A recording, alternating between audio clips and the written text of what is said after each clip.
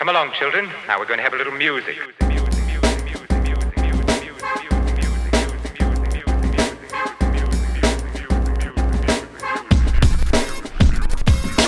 What is up, guys? Welcome to First Cut. This is our review of Hulu's new movie Palm Springs, which came out last week. Notoriously, this one made a lot of money at Sundance. I believe it was the highest price Sundance purchase that Hulu made. And it now is, I think, the biggest Hulu streaming movie so far from what I've read before. This is a very popular movie on streaming already. We got our thoughts, and I'm going to start with you, RB3, because apparently you got some interesting takes on this movie, because for the most part, people are really enjoying it. Are you? People are mostly positive. Unfortunately, as of this moment, I'm not the most positive on it. I definitely think it's okay. I think it's, serviceable. It's a serviceable comedy. I don't know about highest acquisition in Sundance history. I don't know about most viewed Hulu movie. I don't know about Oscar consideration, which people are kind of putting in that conversation right now. I don't know about it on those levels. To me, it really wasn't. It didn't really elevate above just being a standard comedy to me. But I can see why people are liking it. Yeah, Sabrina, you wrote about this movie for Geeks of Color. What are your thoughts on this? Well, I really, really love this movie from the first. So definitely polar opposite from RB3. But Yeah. I think it's really interesting how it was. It's been in the word of mouth for a long time since Sundance. Because in the history of Sundance, it's the highest acquisition. It's the most expensive acquisition. I mean, it's a really refreshing take on a rom-com. And I really love The Lonely Island. I love everything The Lonely Island produces. I love what they create. And this is like a first-time writer-director combo. And they had this idea for a long time, and they kept kind of tweaking it a little bit to make it something interesting. Because this concept, the whole time loop concept, is something that can totally be, tired and mundane if it's not somewhat of a compelling story. And I think I think it works really, really well in this capacity. I mean, I think it's funny. Yes, it's, of course, hilarious because Andy Samberg is one of the leads in it. But I think it's a lot more than that. Not only is it funny, but I think because of how full of existential dread and questioning and the way it kind of dissects the human condition in a very, very tasteful way. It gave me anxiety watching it, which is really funny to think about a comedy making me anxious, but it made me question a lot of stuff. And I feel like it's really timely. I feel like it's coming at a good time when we're all kind of our house. That is also probably some of the reason that Hulu kind of had a lot of success with it. It did really well streaming numbers, super, super great. And that's the thing. I think coming out at a time like this where we're all stuck in our house, we feel like every single day is the same. It just kind of makes sense for a film like this to come out. So I really enjoyed all of those aspects of it. Yeah, I mean, it's one of those movies that I didn't know much about it going in. I didn't see the trailer, so I don't know if the trailer even gives it away, because, again, I haven't seen it. But it's a Groundhog's Day movie. It's them repeating the same day every single day, and it's repeating a wedding every single day. And as soon as I saw the Groundhog's Day twist in it, I was like, oh, no, it's Groundhog's Day. Just because, like you said, Sabrina, I've seen it so many times. I've seen it in TV shows quite a bit. I'll talk about that later on. But was that kind of what made you not enjoy RB3? Was the whole Groundhog's Day approach? No. I've liked things that are the Groundhog's Day model. I like things that adopt that model. It's just how it adopts it is the question. I love Edge of Tomorrow, right? Edge of Tomorrow is one of my favorite sci-fi action movies, and it has the Groundhog's Day formula. I love Happy Death Day, and even Happy Death Day to you too. Or Happy Death Day to you. I love that one as well. I love the concept, and obviously I love Groundhog's Day. I think it just depends on the nature of the execution, and for me personally, this is just my opinion. I personally just kind of saw everything kind of coming. You know what I mean? It just didn't feel like the most. It didn't have a lot for me to sink my teeth into personally. So for me, the Edge of Tomorrow twist is it subverts the hero narrative, and it kind of deconstructs a lot of that. You know, for me, Happy Death Day, it kind of takes it subverts a lot of horror tropes and a lot of and it makes a lot of the standard screamer slasher horror movies. It kind of takes those tropes and then flips it on its head and adapts that formula too. To me, the only thing, to me, Palm Springs didn't really reinvent the wheel necessarily, except in like parts that it felt like it was trying to. And then, I don't know, to me, it felt like the parts that they were trying to, they were just trying a little too hard. And it didn't really feel like as natural to me as I think it probably would have if, you know, again, maybe if it was somebody like a Charlie Kaufman who wrote this or something like that. And again, I know it's a first-time feature, and I hate, you know, giving bad reviews to first-time filmmakers and first-time writer-directors and all that kind of stuff because they probably put a lot of work into it. It was probably a lot of hard work and effort put into it. It's just, unfortunately, the expectations for this movie kind of ended up becoming so high to a point where it's like, I'm sure at Sundance where it's only a couple of good movies and a bunch of terrible $50,000 budget indie movies, I'm sure a movie like this would stand out and would be the highest acquisition. But I think in the landscape that we're in now, especially with other movies that came out this weekend, like The Old Guard, like Greyhound, like Hamilton, it just, you know, it didn't really have the same kind of meat and the same kind of substance that I wanted out of it. Yeah, what makes the movie different in the Groundhog's Day approach is the romance angle, Sabrina. It's the idea that you're stuck with the same day over and over again with the same person, and you start to fall in love, right? It's like if you're stuck with the same person for so long, you start to be like, hey, maybe we are meant for each other. What did you think of that aspect to it all? Because I think that's kind of what made it different. Yeah, it's kind of like, you know, they're going through the same day, and it's like we're the only two people going through this. It just so happens that they fall in love. Maybe it's due to circumstances. Maybe they are actually falling in love. And it's something where I kind of fell in love with their relationship, even just as friends, as they're going through every single day when they're kind of doing their, like, hijinks and ridiculous stuff just because they know none of it matters. And that goes back to the whole, like, existential dread of it. When they're stuck in this loop and they're like, does anything matter? No. So let's just go ham. Let's go crazy. They do some ridiculous stuff, but I think what stands out is the chemistry between the two as well, because I feel like if it was anybody else but these kids, I don't know if I would buy it as much, but we know Andy Samberg because he's always been this kind of like, you know, SNL and everything, that like goofy kind of actor, Hot Rod and Pop Star, Never Stop, Never Stopping.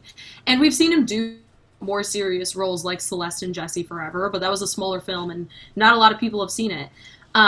And so I think this is like one of his career best roles ever, one of his best performances. And I say the same thing for Cristin Milioti, because them together, it just seems like they work so well in real life. Like, it just seems genuinely believable, which when we're watching a rom-com, something of the sorts, if it's like How to Lose a Guy in 10 Days or something like that, I always kind of felt it was so cheesy, but because of how authentic and raw their performances are, and kind of dissecting how they're kind of bad humans. Like, they're kind of just like shitty people, because we all are, and in some way, shape, or form, we're all a little bit shitty. So in her sense, she's like the black sheep of her family. And then in his, he's been stuck in this so long, he doesn't even remember who he was. So he's just been living every single day like this, and it takes a toll on you. So I think that's something that stands out. Yeah, I think that stood out for me, was like, man, this guy's not likable. And then when she comes into the picture, she starts to make him a little more likable, and then she becomes unlikable, which I thought was kind of funny. The twist with the whole, like, now she doesn't care, so she's being kind of a dick. I thought that was kind of a good twist. Yeah, I mean, obviously the whole idea of it comes into throw in the Groundhog Day sci-fi approach to a romance, and what happens if you're stuck with the same person. Do you want to live forever? Do you want to die together? Which is a question at the end of the movie. Yeah, I think that's what stood out to me. Obviously, again, as I've said before, I've known these Groundhog Day movies and shows. Supernatural has an episode called Mystery Spot. Shout out to Supernatural, one of my favorite shows ever. And Sam Winchester gets stuck in the same day over and over again. And obviously, as a hunter, as a trained professional, what Sam does is what Christina does. Her name is Christina, right? Cristin, I think, or Cristin. Christina. Cristin Milioti. I think her name is Sarah in the movie, right? Yeah. he does what she does in the middle part of the movie where she's doing the science stuff and researching and all that. That's the first thing I would do is like, oh, how do I get out of this? Let me ask scientists and let me try to figure it out in a different approach, and that's what he does in the episode. But yeah, that was the only thing that I was like, that's a cool angle because that's what I would do, having seen Supernatural and having seen Groundhog Day. The idea of how to break out of it is always a fun little twist, and I love that they gave that to her, being the brains of the operation and trying to figure it out. Even though R.I.P. Goat, we don't know where he is, if he made it out or not. But either way, I was like, man, that's not fair. He didn't ask for permission of this goat. He doesn't want this. But yeah, I mean, obviously, it's a comedy. So, what's your favorite funny moment in this movie? Obviously, there's a few. Sabrina. Oh gosh, I like when that's so good. I like when she first finds out, and she like this is kind of dark, but when she's like first finds out that she's kind of stuck in this, and then she like kills them for the first time, and then she just wakes up, and her reaction after even like the first time waking up, I just think it's really funny. And that's the thing about this movie. I think it's deeper than normal rom-coms. I'm not saying this is the deepest movie of all time. This is not some like Eternal Sunshine type of like romance, drama, sci-fi element type of thing, or like a Her. But in terms of rom-coms and what we've gotten, I think this one is a lot deeper than what we usually get. And that's why I think it's like not like a typical rom-com, not like an average rom-com. But yeah, so it is funny and it is a really good time kind of all throughout. But it's nothing groundbreaking, but it is actually one of my favorites of the year so far. RB3, any positive things stand out in this movie for you? Maybe a funny moment that you liked? I don't know if there's like any individual moments. I'm really trying to think what's a good moment in this movie. I enjoyed there's something that happens at the end where you find out something about Sarah and her relationship with her partner. I thought that was cool. And I like J.K. Simmons in this movie. I thought he was great. Really funny. Yeah. He commits, right? Yeah, he was great. I thought he was great. And I thought his, actually, you know what? I will say, the scene that made me laugh out loud was when Andy Samberg first gets him, and I don't want to spoil it, but there's something that J.K. Simmons gets involved in this plot, and then it just literally is because he's like, it's just the setup for the J.K. Simmons character is just really funny to me. Like that whole setup. His first appearance? Not his first. Yeah, I guess his first appearance, or I guess like when he's telling Sarah the story of how J.K. Simmons. I don't want to spoil it too much, but but that his whole backstory, to me, that part made me laugh out loud. That was really funny. That was yeah. Because I didn't know what was going on, and he purposely, I mean, the director, the writer, whoever you want to give credit to, purposely didn't reveal the whole Groundhog's Day thing till like maybe 35, 45 minutes in the movie. So when J.K. Simmons first comes out, and he I won't spoil it, but he gets shot by the arrow, and he goes, "Damn it, Roy!" I'm just like, what is going on? Yeah. And that was purposeful, right? They wanted you to be like, I have no idea what's going on. And I think even Sarah says it in the movie. She's like, what's going on? Right. So yeah, I think he commits in that movie, and he's definitely a standout for sure. Definitely. Find your Irvine. RB3 has his Irvine, but we gotta find our Irvines. Yeah, I know. I thought that was sweet. I mean, there is definitely a lot of sweet moments in the movie where he starts to realize, like, just because I'm stuck in the same day over and over again doesn't mean I have free pass to be a dick. That's something that Andy Samberg's character tells Sarah in the movie. And I thought that was a really good point. I was like, yeah, I mean, life still matters even though life doesn't matter.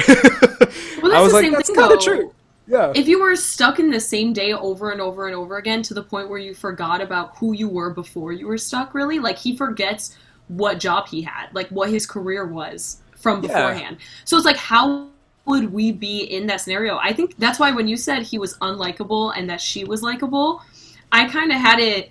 I didn't dislike either of them. I liked both of them, but I didn't find him unlikable and her likable, because she kind of is set up as like, oh, they're like, oh, is she drinking? Is she doing drugs? Like, worries from her past. And being in that scenario when he forgets all of that, I don't know. I don't find him. He is totally like a carefree, kind of ridiculous person. He's not a sadist. He's not killing people or he's not doing anything stabbing like him in the that. face. Like, he can if he wanted to. He could be like, oh, I'm going to become Jason and just hunt people. I mean, he could. And he's like, it doesn't matter, right? Well, it does. And that's kind of what I liked about him, was the fact that he wasn't like completely insane, which he could have been. So yeah, that stood out to me. Was like, the point of the movie is like, yes, life may seem meaningless, but if you do find someone to share it with, it's worth it. So yeah, I don't know. Maybe I have a black heart. Maybe it's something wrong with me. You don't love? Nah, I don't know. Just something about it just didn't sit right with me. Maybe it's because right after I saw Palm Springs, I hung out with my boy K. Salute to K. He actually made the sign for me right over the shoulder. Yeah. But we linked up to talk about timestamp, and I guess we were just hating on other time travel stuff. So that might be the case. Yeah, maybe that's it. Maybe I'm just hating on anything with time in it. So I don't know.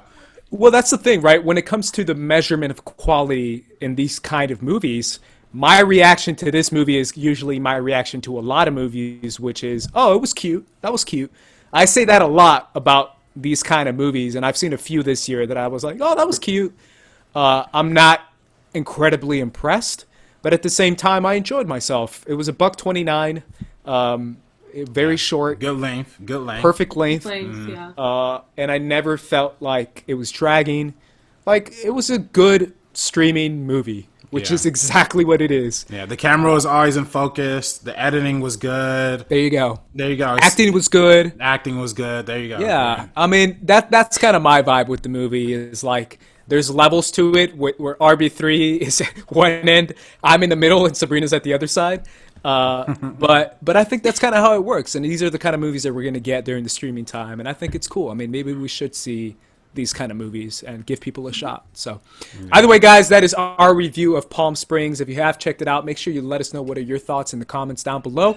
Be sure to subscribe to First Cut if you haven't done so already, and follow us on social media at First Cut TMO on Twitter and Instagram. You can follow me at Squad Leader Race. Follow me at Director RB3.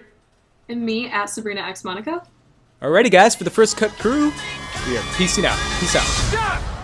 There's a bomb in the cake. Don't worry, I used to be a bomb guy. Stand back! Oh my God! Let me make it plain. Gotta make way for. It's gonna be a beautiful wedding.